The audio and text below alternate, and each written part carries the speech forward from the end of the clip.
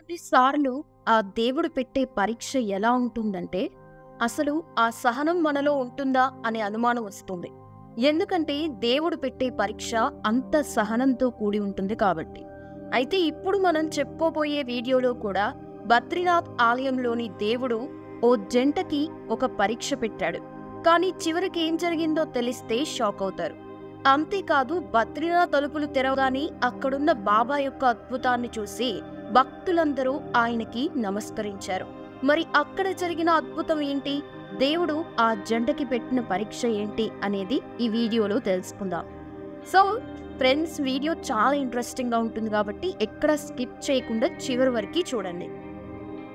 Badrinath temple గురించి చెప్పుకోవాలంటే చాలా ఉన్నాయి. ముఖ్యంగా ఈ టెంపుల్ తలుపులు 3 తాళాలతో తెరుస్తారు.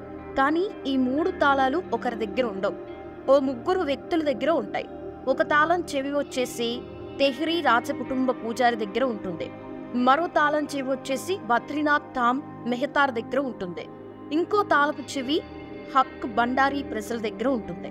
అంటే ఈ గుడి తలుపుల్ని ఒక తాళపు చెవితో తెరవలేరన్నమాట. 3 తాళపు చెవులు ఉంటేనే ఈ బద్రీనాథ్ ఆలయ తలుపులు తెరుచుకుంటాయి.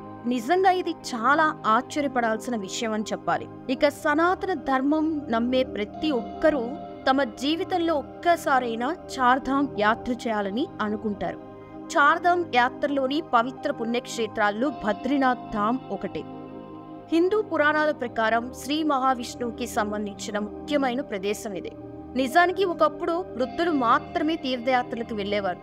కానీ కాలంతో వస్తున్న మార్పుల వల్ల యువతలో కూడా మార్పు రావడంతో, అలాగే వారిలో కూడా సనాతన ధర్మం పట్ల గౌరవం ఉండడంతో ఇప్పుడు యూత్ కూడా పుణ్యక్షేత్రాలకి వెళ్తున్నారు. ఇక రీసెంట్ గానే గంగోత్రి, యమునోత్రి, కేదార్నాథ్, బద్రీనాథ్ ధామ్లతో కూడిన చార్ధామ్ ప్రయాణం మొదలైంది. గత సంవత్సరంతో పోలిస్తే ఈ సంవత్సరం ఎన్నో వేల మంది భక్తులు ఈ చార్ధామ్లని సందర్శించారట. బద్రీనాథ్ ఆలయం ఉత్తరాంచలోని అలకనంద నది ఒడ్డున నరనారాయణ అని 2 పర్వతాల మధ్య ఉంది. ఇక్కడ నరనారాయణ విగ్రహాన్ని భక్తితో పూజిస్తారు. ఈ ఆలయంలో శ్రీహరి విగ్రహం చతుర్భుజ ధ్యానంలో కూర్చున్న శాలిగ్రామ రాతితో చేశారు. ఇక్కడికి వచ్చిన వారు తమ మనసులో ఏం కోరుకుంటే అది నెరవేరుతుందని బాగా నమ్ముతూ ఉంటారు. అలా బద్రీనాథ్ ఆలయాన్ని సందర్శించే భక్తులపై విష్ణువు, లక్ష్మీదేవి ఆశీస్సులు ఎల్లప్పుడూ ఉంటాయని భక్తులు బాగా నమ్ముతూ ఉంటారు. అయితే చార్ధామ్ యాత్రలో బద్రీనాథ్ యాత్ర కూడా చాలా ముఖ్యమైనదే. ఇది విష్ణు నివాసమే కాదు, ఇక్కడ విష్ణుదేవి అనుగ్రహాన్ని కూడా పొందొచ్చు. బాబా కేదారీనాథ్ యొక్క ఆలయ తలుపులు మే 10, 2024 తెరిచారు. ఇక బాబా బద్రీనాథ్ 12న తెరిచి ఉంచారు.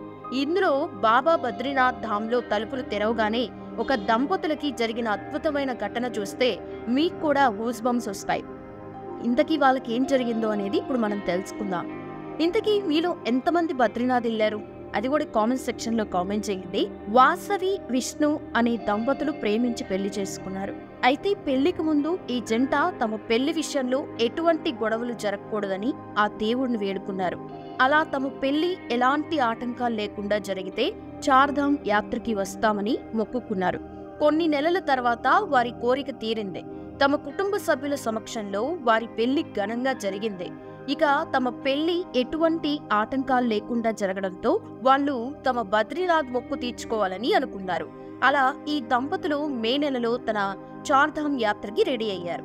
అలా వాసవి, విష్ణు, గంగోత్రి, యమునోత్రి సందర్శించిన తర్వాత మే 10న బాబా కేదారీనాథ్ స్థలాన్ని చేరుకున్నారు.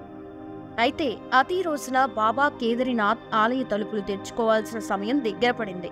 భక్తులు భారీ సంఖ్యలో తరలి రావడంతో దర్శనం కోసం 5 నుంచి 6 గంటలు పట్టింది. వాసవి, విష్ణు లైన్లో వెయిట్ చేసి బాబా కేదారీనాథ్ ని చక్కగా దర్శించుకున్నారు. ఇప్పుడు కేదార్నాథ్ నుండి బద్రీనాథ్ చేరుకునేసరికి చార్ధామ్ ప్రయాణాన్ని పూర్తి చేసే టైం వచ్చింది. కానీ మనిషి అంత తేలిగ్గా అన్ని సాధించలేడని అంటారు. దేవుడు పెట్టే పరీక్షలు రాయాలి, దానికి ఎంతో ధైర్యం ఉండాలి. ఆయన వలన ఎదురయ్యే సవాళ్లను ఎదుర్కోవాల్సి ఉంటుంది. అప్పుడే అనుకున్నది సాధిస్తా. అయితే వాసవి, విష్ణుకి బద్రీనాథ్ వైపు వెళ్ళినప్పుడు వారికి ఆ విషయం గురించి తెలియదు. అదే బద్రీనాథ్ తమ సాహసానికి పెద్ద పరీక్ష పెట్టబోతున్నాడని. బద్రీనాథ్ వైపు దారంతా రాళ్లతో నిండిపోయింది. కొండ ఎక్కాల్సిన రావడంతో విష్ణుకి ఆయాసం వస్తోంది. దానికి తోడు అతని గుండె చప్పుడు వేగం పెరుగుతోంది. కానీ దేవుడిపై బాగా నమ్మకం పెట్టుకుని అడుగు ముందుకు వేశాడు. వీరితో పాటు ఎంతో మంది భక్తులు ఈ మార్గంలో నిరంతరం పయనిస్తూనే ఉన్నారు. ఎందుకంటే భక్తుడికి భగవంతుడిపై విశ్వాసం ఉంటే ఏ అడ్డంకి అయినా అతన్ని దేవుడి దగ్గరికి వెళ్లకుండా ఆపలేవు. అలా వాసవి, విష్ణు కూడా దేవుడి మీద నమ్మకంతో బాబా బద్రీనాథ్ మందిరానికి చేరుకున్నారు. అలా టెంపుల్ దగ్గరికి వెళ్లడంతో వారి ఆనందం అంతా ఇంత కాదు. అయితే ఆ జంట తమ సామాన్లన్నీ కొండ కింద ఉన్న లాకర్లో పెట్టారు. కానీ కొన్ని విలువైన వస్తువుల్ని మాత్రం వాసవి తన చేతిలో ఉన్న పర్సులో పెట్టుకుంది. తర్వాత బద్రీనాథ్ దర్శనం కోసం ఈ జంట వరుసలో నిలబడి బద్రీనాథుని దర్శనం చేసుకున్నారు. అలా వాళ్ళ చార్ధామ్ ప్రయాణాన్ని చాలా సంతోషంగా ముగించారు. అలా అనుకున్న మొక్కుని తీర్చారు. అయితే వాళ్ళు టెంపుల్ నుండి బయటికి రాగా వాసవికి తన చేతిలో పర్స్ కనిపించలేదు. దీంతో వాసవి, విష్ణు ఇద్దరూ షాక్ అయ్యారు. ఎందుకంటే ఆ హ్యాండ్ బ్యాగ్ లోపల విలువైన వస్తువులు, పత్రాలు, ప్రయాణానికి సంబంధించిన డబ్బు అన్నీ ఉన్నాయి. అప్పుడు వాళ్ళకి ఏం చేయాలో అర్థం కాలేదు. టెంపుల్ మొత్తం వెతికారు. ఎంత వెతికినా పర్స్ దొరకలేదు. ఆ పర్సులో చాలా డబ్బు ఉందన్నా ఆమె కళ్ళల్లో నీళ్లు తిరిగాయి. అసలు ఎందుకు పర్స్ తెచ్చామా అని ఇద్దరూ అనుకుని బాధపడ్డారు. వెంటనే విష్ణు వాసవిని ఓదార్చే ప్రయత్నం చేస్తూ, వాసవి, నిజానికి మనం బద్రీనాథుడి రక్షణలో ఉన్నాం. మనతో పాటు మన వస్తువులు కూడా ఆ బద్రీనాథుడే రక్షిస్తాడు. తన భక్తుల్ని అలా వదిలేయడు అని ఆమెకి ధైర్యం ఇస్తాడు. ఆ తర్వాత టెంపుల్ కి దగ్గరలో ఉన్న ఒక హెల్ప్ డెస్క్ డిపార్ట్మెంట్ కి వెళ్లారు. అక్కడ జరిగిన విషయాన్ని పోలీసులకి ఇన్ఫార్మ్ చేశారు. వెంటనే పోలీసులు సీసీటీవీ కెమెరాల ద్వారా కూడా దర్యాప్తు చేసిన వారి పర్స్ ని కనుక్కోవడంలో ఎలాంటి క్లూ దొరకలేదు. ఇక వాసవి, విష్ణు పోలీస్ స్టేషన్ లో బాధపడుతూ కూర్చున్నారు. ఆ తర్వాత పోలీసులు మేమున్నామని ధైర్యం ఇస్తారు. అలా ఒక 5 గంటల తర్వాత పోలీస్ పోస్ట్ కి ఒక కాల్ వచ్చింది. ఆ ఫోన్ చేసింది ఒక సాధు మహారాజ్. ఇక ఆయన ఫోన్ లో పోలీసులతో ఇలా మాట్లాడారు. నా బ్యాగ్ లో ఎవరిదో ఒక పర్స్ దొరికింది. అందులో చాలా డబ్బుంది. వాసవి అనే మహిళ పేరుతో ఉన్న ముఖ్యమైన పత్రాలున్నాయి. ఈ పేరుతో ఉన్న మహిళ ఎవరైనా తన పర్స్ గురించి ఫిర్యాదు చేయడానికి పోలీస్ స్టేషన్ కి వచ్చినట్లయితే ఆమె పర్స్ నా దగ్గర సురక్షితంగా ఉందని చెప్పండి అంటూ పోలీసులకి చెప్పాడు. బద్రీనాథుడి దర్శనం కోసం క్యూలో ఉండగా బహుశా అనుకోకుండా ఆమె పర్స్ నా బ్యాగులో పడిపోయి ఉండొచ్చని బద్రీనాథుడి దర్శనం చేసుకుని నేను 25 కిలోమీటర్ల ముందుకి వచ్చేశాను. కానీ ఆమె పర్స్ ని తిరిగి ఇవ్వడానికి బద్రీనాథ్ కి తిరిగి వస్తున్నాను అని అనడంతో పోలీసులు ఈ విషయంని వాసవి, విష్ణులకి చెప్పారు. ఈ విషయం విన్న తర్వాత వాళ్ళ ఆనందానికి అవధులు లేకుండా పోయాయి. సుమారు గంటన్నర తర్వాత సాధు మహారాజ్ పోలీసుల వద్దకి వచ్చారు. వాసవి పర్స్ ని అందించి జాగ్రత్తగా చూసుకోవాలి కదా అమ్మా అని వెళ్లిపోయాడు. దీంతో అందులో తను పెట్టిన డబ్బులు ఎలా ఉన్నాయో అలా ఉండడంతో వాళ్ళు మరింత షాక్ అయ్యారు.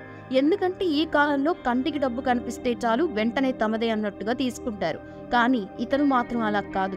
ఎలా పోయిందో అలాగే తీసుకుని వచ్చాడు. నిజంగా ఇది బద్రీనాథ్ దేవుడి అద్భుతం అని చెప్పాలి. నిజానికి వీళ్ళు తమ పర్స్ దొరకదు అని హోప్స్ కూడా వదిలేసుకున్నారు. కానీ వారు ఆ బద్రీనాథుడిని వేడుకున్నారు. ఆయన తన భక్తుల్ని కరుణించాడు. ఆ దేవుడు వాళ్ళ ప్రార్థన విని ఆ సాధు మహారాజ్ రూపంలో పర్స్ను తిరిగి పొందేలా చేశాడు. అంత గొప్పవాడు బద్రీనాథుడు. అలా ఆ దేవుడు ప్రతి ఒక్కరికి పరీక్ష పెట్టి మళ్ళీ ఆ పరీక్ష నుండే బయట వేస్తాడు. నిజంగా ఇది చాలా అద్భుతం అని చెప్పాలి. ఇక ప్రతి సంవత్సరం బద్రీనాథ్ ఆలయంతో సహా కేదార్నాథ్, గంగోత్రి, యమునోత్రి ఆలయాల తలుపులు 6 నెలల పాటు మూసివేసి ఉంటాయి. హిందూ మత విశ్వాసాల ప్రకారం బద్రీనాథ్ విశ్వంలోనే 8వ వైకుంఠంగా పిలువబడుతుంది. ఇక్కడ శ్రీ మహావిష్ణువు 6 నెలలు నిద్రపోతారు. మరో 6 నెలలు మాత్రమే మేలుకొని ఉంటారు.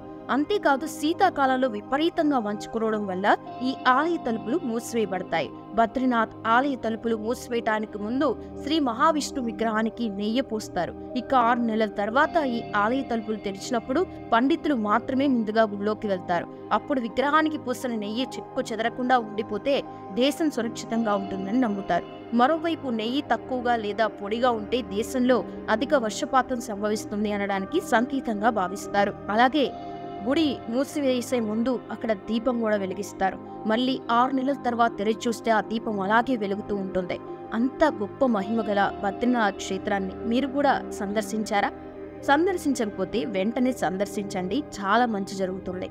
చూస్తారుగా ఫ్రెండ్స్, మరి ఈ వీడియో మీకు ఎలా అనిపించిందో, అలాగే మీరు కూడా ఎప్పుడైనా బద్రీనాథ్ యాత్ర చేసినట్లయితే అక్కడ మీకు ఎలా అనిపించిందో, అనుభూతి ఎలా ఉందో కూడా కామెంట్ సెక్షన్లో వచ్చి కామెంట్ చేయండి. వీడియో నచ్చితే లైక్ చేయండి, షేర్ చేయండి.